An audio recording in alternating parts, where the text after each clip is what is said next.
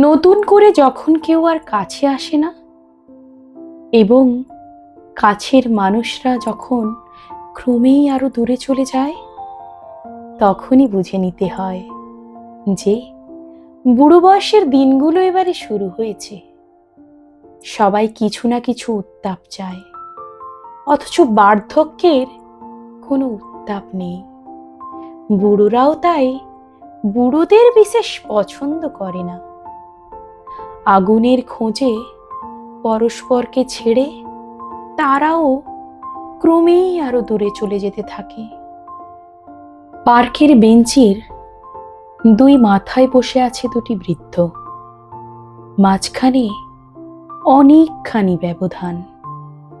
দেখলেই বোঝা যায় যে দুজনেই দুজনের বয়সের শীতকে ভীষণ ভয় পায়। কিছুতেই ওরা পরস্পরের কাছে গিয়ে বসবে না।